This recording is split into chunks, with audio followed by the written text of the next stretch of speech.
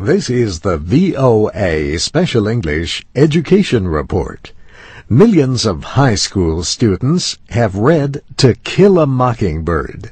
The novel by Harper Lee offers moral lessons about racial justice and respect. It tells the story of a young girl named Scout and her father, Atticus Finch, a lawyer. He defends a black man wrongfully accused of raping a white woman. In the end, an all-white jury sentences Tom Robinson to death. The book is set in the American South in the 1930s, but it was published 50 years ago on July 11, 1960.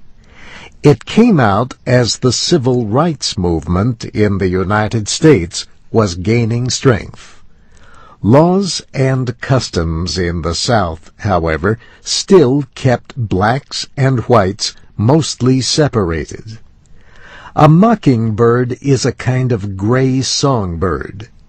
The book gets its title from something Atticus Finch was told in his childhood when his father gave him a gun. Gregory Peck won an Academy Award for the 1962 film version. I remember when my daddy gave me that gun. He told me that I should never point at anything in the house, and that I could shoot all of the blue jays I wanted, if I could hit them. But to remember, it was a sin to kill a mockingbird. Killing them is a sin, he explains, because they don't hurt anyone. They just make music.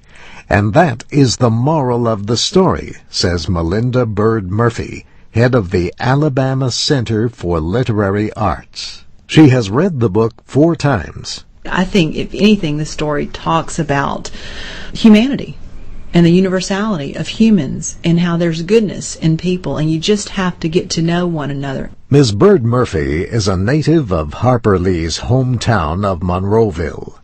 The author, who published only the one novel, is still alive but rarely speaks publicly.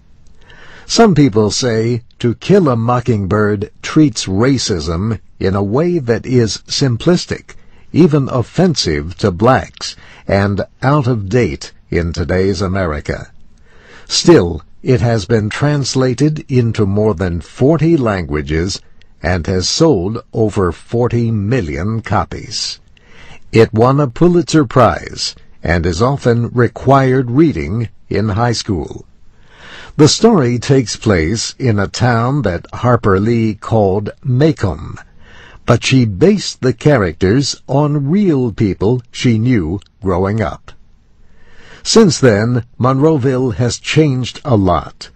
A number of African Americans serve in the local government. The courthouse, made famous by the book, is now a museum. A small shop and a fast food restaurant called Mel's Dairy Dream have replaced Harper Lee's childhood home. But in Monroeville and around the country, fans of To Kill a Mockingbird are celebrating its 50th anniversary. Events include readings, discussions, and movie showings.